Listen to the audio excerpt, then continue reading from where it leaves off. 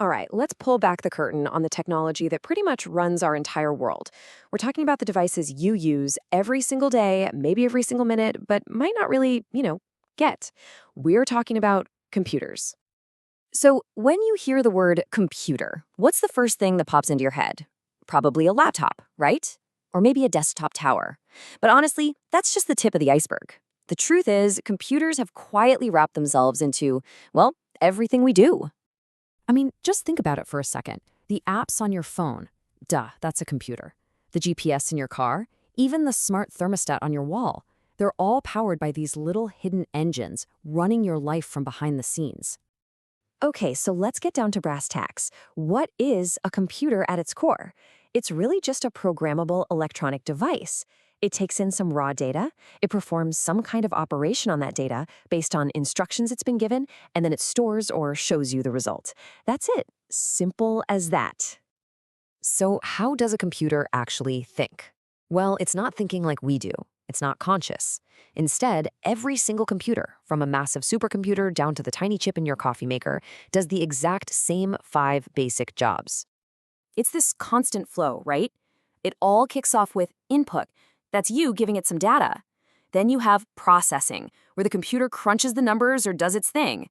Next up is output, where you actually see the result. After that, it can go into storage to be saved for later. And finally, there's communications, which is just how it talks to other devices, sending or receiving data. Let's make this super, super simple. You type 2 and 5 into a calculator, that's your input. The computer adds them together, that's processing. The number 7 pops up on the screen, boom, that's output. And if you hit save, well, that's storage. And you know what? Almost every crazy complex thing you do on a computer boils down to this simple little loop. Okay, we've covered what a computer does, but what is it actually made of? So let's pop the hood and take a quick tour inside the machine. Everything, and I mean everything, is split into two essential halves, hardware and software. Now, this distinction is super simple, but absolutely crucial. Hardware is all the physical stuff you can actually touch, the screen, the keyboard, the chips inside. If you can kick it, it's probably hardware. Software, on the other hand, is like the ghost in the machine. It's the code, the apps, the operating system, all the instructions that tell the physical hardware what to do. And here's the real kicker. One is totally useless without the other. So let's do a lightning-fast breakdown of the key hardware. You've got your input devices, like a mouse or keyboard, that get data in. Then there's the CPU, the central processing unit. That's the brain doing all the heavy lifting. It uses memory, or RAM, kind of like its short-term scratch pad. Output devices, like your monitor, show you what's going on.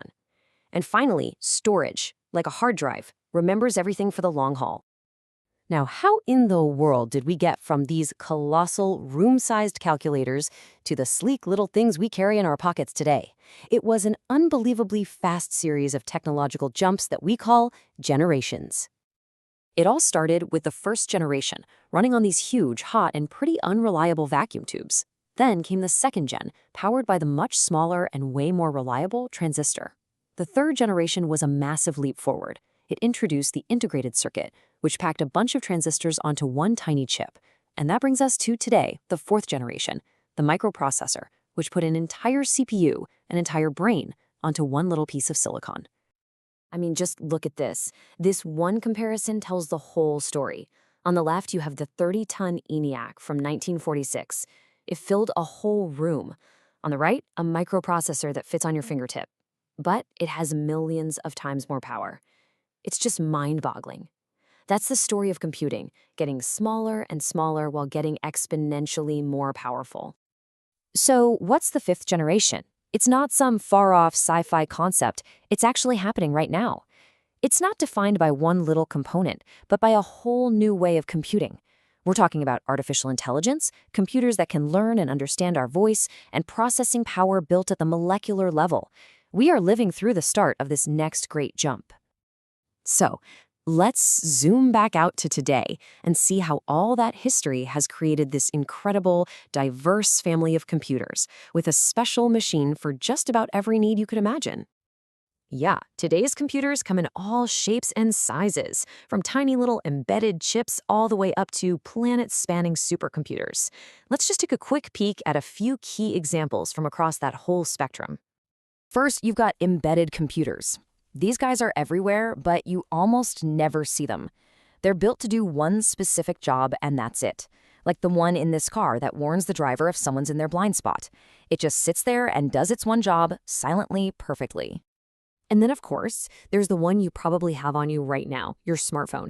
It's not just a phone, right? It's an incredibly powerful do-anything computer that's connected to a global network, and it all sits right in the palm of your hand. Now, as we get bigger, we find mainframes. These are the absolute workhorses for big organizations. Think banks, airlines, universities. They're built to manage enormous amounts of really important data and to process millions of transactions 24/7 without ever breaking a sweat. And at the very, very top of the food chain, you have the giants, supercomputers. We're talking the fastest, most powerful machines on the entire planet.